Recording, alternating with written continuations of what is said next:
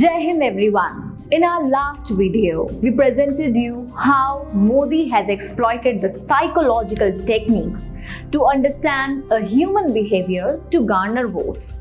The voters who weren't voting for BJP were targeted through social intelligence with slogans such as Bharat Mata Ki Jai.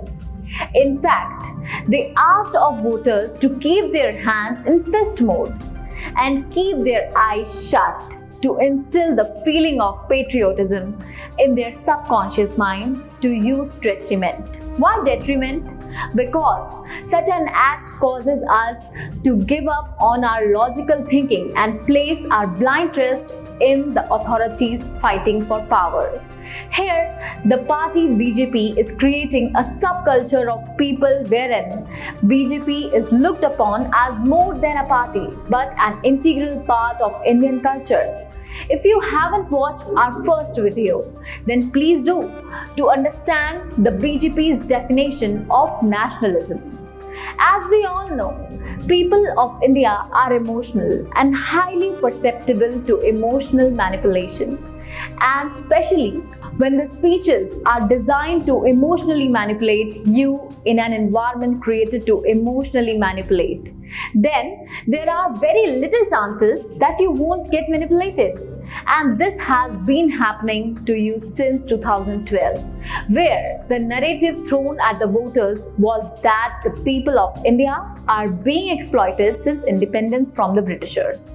If you sit with this thought for a minute, you will notice the absurdity.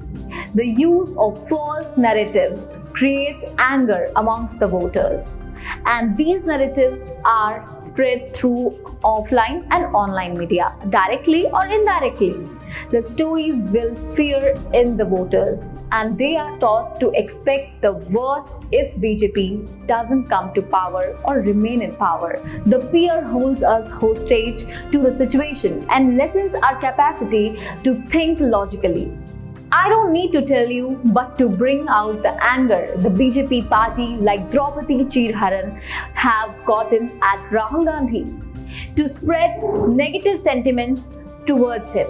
Prashant Kishore created the Rahul Pappu Hai campaign. All the loots that have occurred in the history of Indian subcontinent and all the problems we have in India are because of him, Rahul Gandhi. Through several campaigns, every problem that currently India faces is associated with Rahul Gandhi. If you say Modi media or Godi media, say Facebook or WhatsApp University, these channels are used to purge all the anger on Rahul Gandhi. On a daily basis, one would come across content devaluing Rahul Gandhi. Our good times began from those days and it is still going on. But we haven't understood until yet because in our minds, a specific fear has been instilled, a feeling of insecurity, be it illusionary. When election happens in Pakistan, the opposition uses the narrative that if you don't vote for us, Indians will conquer over us. Now, the government in India uses the same narrative that if you don't vote for us, Pakistan will conquer over us. The human being since childhood is hardwired to keep themselves safe. The fear may be real or illusionary, which is what has happened during the rule of Modi since 2012. Religion and terrorism has been used as a plot device to create widespread fear amongst the voters. We have fallen prey to live in fear, which is what is the major food that we have fed by the Modi. The strategic work of keeping people in fear mode has been working and will continue to work until we awaken to the truth. In our previous video, you have seen the reasons why BJP has blind devotees because the party claims to give a kind of security after giving fear-mongering statements via their speeches to the members. Psychologically speaking, the blind BJP devotees are the people who are turned into bhakts through the usage of codependent attachment style, where the bhakts feel united and a sense of belong to a vision which isn't the truth of India at a large. And the people who didn't agree to be bhakts were isolated and shamed. These people were fed with so much doomsday stories that they decided upon keeping quiet and watching the show. And so much effort has been put to create a new version of nationalism, which is either are you with BJP or you're anti-nationalist. Through BJP campaign, either you will be a bhakt or a soldier targeted by their IT cell.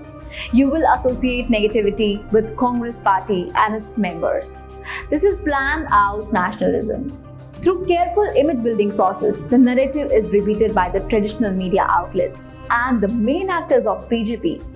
We forget the promises made by the ruling government before they came into power, they came into existence.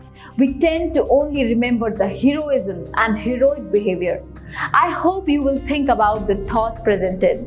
BJP believes in winning the election anyhow, be it through ethical means or unethical means. In actuality, they don't care about the moral values or ethical values. The BJP party has become an exception when it comes to breaking the democratic values into plain simple script with no value whatsoever. They are experts in keeping the workers in election mode throughout the course the power held until now. And this is what is the truth of today's governance of nationalism.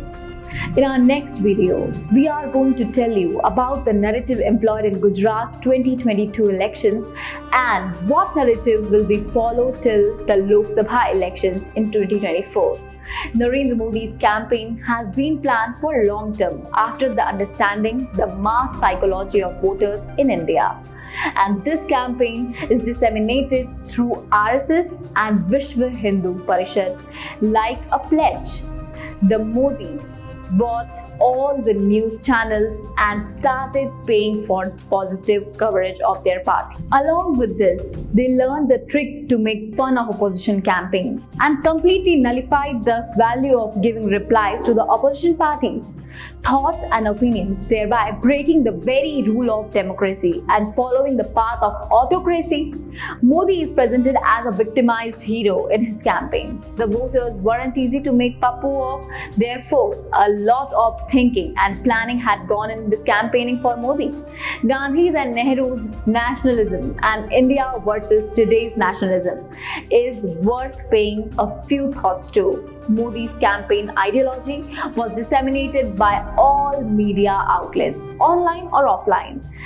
Through this campaign, Chai Pe Charcha and Man Ki Baat, he has been able to throw himself as a hero on right time and at the right occasions too. And he has been able to target the poor and the rich equally. It's about the time we wake up to the real facts and figures versus presented facts and fears. If you found this concept worth thinking about, then subscribe now to the Ashish Haldiniya show, where I am going to translate more such concepts just for you. Jai Hind.